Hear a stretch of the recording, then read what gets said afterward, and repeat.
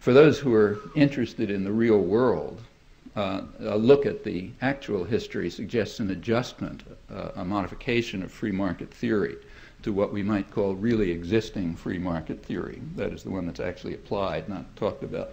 And the principle of really existing free market theory is free markets are fine for you, but not for me. Nevertheless, the bombing North Korea by, say, 1951 and 1952 was just an outright war crime.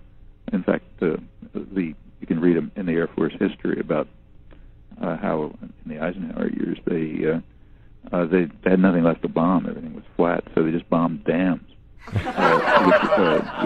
they exult about how wonderful it was to see all the water flooding down and killing people and wiping out the crops. Well, people. So you, whoever you may be, you have to learn responsibility, and it's good to market discipline, it's good for your character, it's tough love, and so on and so forth. But me, I need the nanny state to protect me from market discipline so that I'll be able to rant and rave about the marvels of the free market while I'm getting properly subsidized and defended by everyone else through the nanny state. And also this has to be risk-free. So I'm perfectly willing to make profits, but I don't want to take risks. If anything goes wrong, you don't know. So the system was designed to try to ensure that the wealth of the nation would essentially be in control and that the general public would be fragmented and marginalized and so on. Now, if you look over the course of time... A middle class flourished here, though, Professor. Yeah. Pardon? The middle class flourished here. 4% of the population with half the wealth. Well, that's not the middle. 4% of the population isn't the middle class. The middle class is the middle. And Kennedy, it's not even worth discussing. I mean, the invasion of South Vietnam, Kennedy attacked South Vietnam outright in 1961-62, sent the U.S. Air Force to start bombing villages.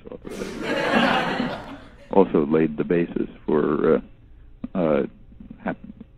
the huge wave of repression that spread over Latin America with the installation of neo-Nazi gangsters, always supported directly by the United States. We know, because we've seen what you've had to say on the subject, how you regard Bush and Blair's record in the Middle East. Do you think Obama's no better? In many ways, it's worse. So if third world debt gets out of control, you socialize it. Made the money. When the S&Ls collapse, same thing. Public bails them out.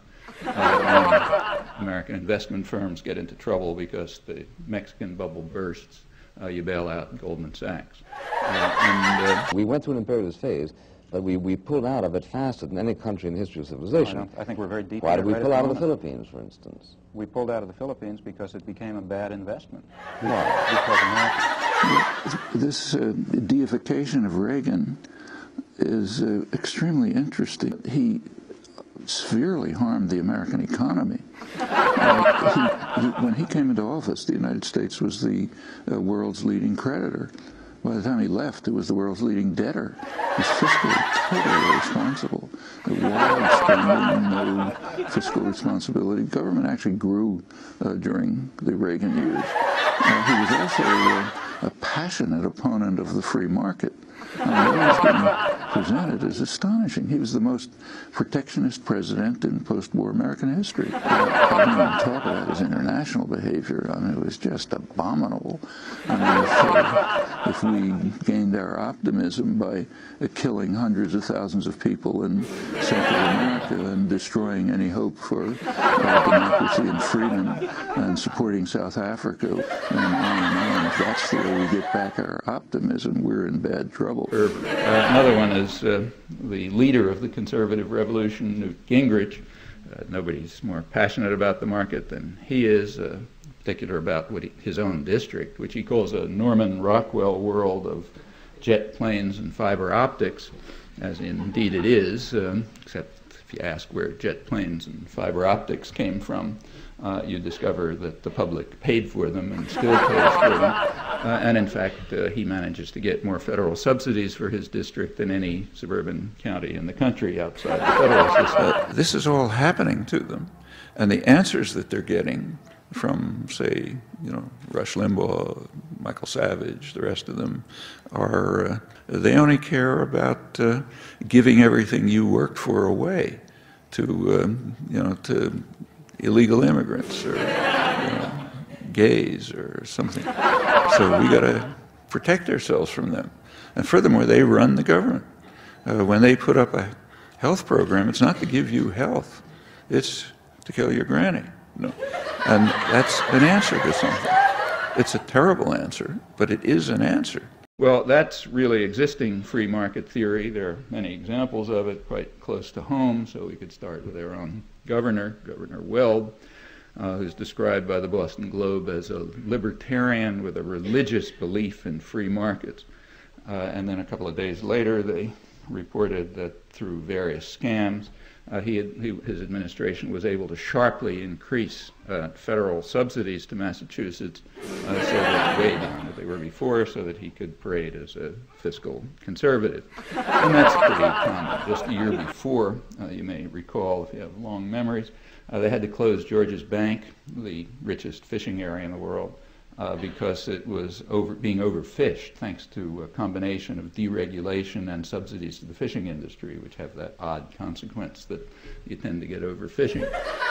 So it looked as if the ground fish were wiped out and they had to close it off.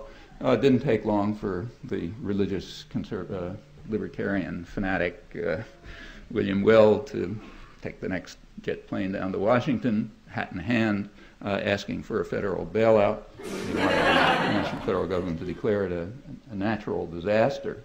And the reason was, as he explained, with presumably some scientists in tow, that there was some strange kind of predatory fish, which no one had yet found, but they would find it, don't worry. So some kind of predatory fish had come and sort of wiped out all the cod and the haddock and all those things.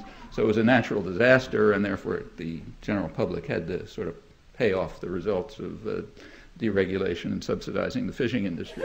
Well, that's the way to be a libertarian.